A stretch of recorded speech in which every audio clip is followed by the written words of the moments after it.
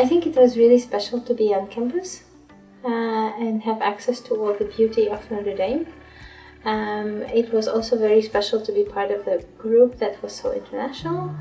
It was also really interesting to be in a Catholic university space and feel the freedom to believe in anything you want at the same time. Yes, and I think the most special thing for me was that I learned that I really needed to balance my body with my mind, and I did a lot of exercise to be able to intellectually handle the tasks.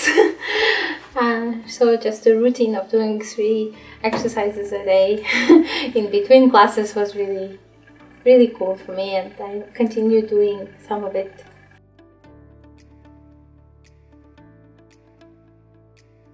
After I left Notre Dame, I was working as an advisor with UNDP, and afterwards I moved on as a consultant on different technical assistance programs in Ukraine.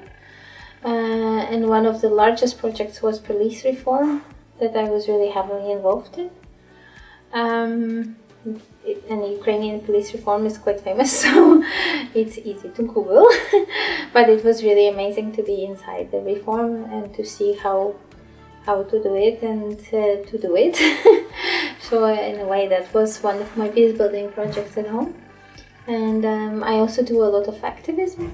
And one of the big projects that I did is a campaign to open intensive care units for visitors. It started with a very personal story when my son died behind the closed doors, and after the revolution of dignity in Ukraine, I decided that nobody's going to fix it until I make an effort. So I found other women who suffered a similar issue. Nobody was allowed to come into ICUs, and sometimes people had to bribe to come to see the family member for a very short time, and it was regardless of age, so both little children, big children, and adults and elderly people were alone, and some people were dying alone in intensive care units. So I've led and co-founded a campaign to change it, and we have achieved a major change in legislation to do that. We got a ministry decree that regulates access and allows 24/7 access. And we've also done a lot of outreach and awareness work about why it's important and that people have the right to do it. And it was really amazing because it was like a horizontal campaign, and we had a lot of organizations involved, and I was able to use a lot of the things I learned at Kroc, like facilitation and conflict resolution between different groups, coalition building, multi-stakeholder diplomacy, and working at different levels to get different kinds of support, and also working a lot with the media to create pressure, bottom-up pressure, to find a solution.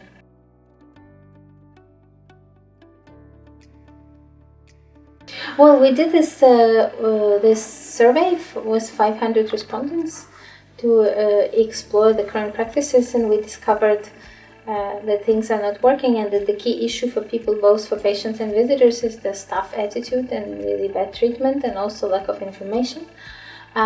So we designed and did a short pilot project with one of the national children's hospitals, and we did a training for personnel in terms of how to deliver bad news, or how to support patients, or how to prevent burnout, like these little things that can make a difference at the relationship level. And all of a sudden I actually wrote a book.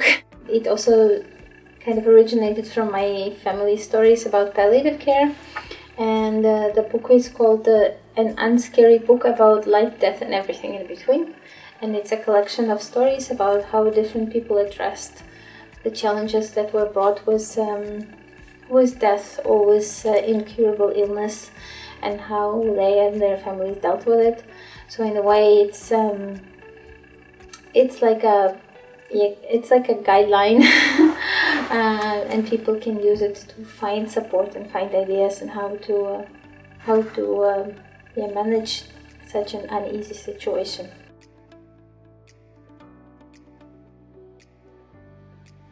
I think one of the discoveries was that I used to always think that international experience cannot be applied to a local context, and I saw how difficult it is to apply it, and now I just saw how many things can be applicable, even from Latin America or from Africa, and how many similarities there are despite the different political and cultural context, and how many lessons we can learn from each other. And I was particularly touched with the restorative justice argument from one of the keynote speakers, and the fact how much cheaper it is and how much more sustainable results it brings. And I keep thinking, why aren't we doing more of that? So that was one of the most important highlights for me. And also I think one of the key messages that I'm bringing home is that the solutions that are brought from outside don't work, and we have to find our own local solutions.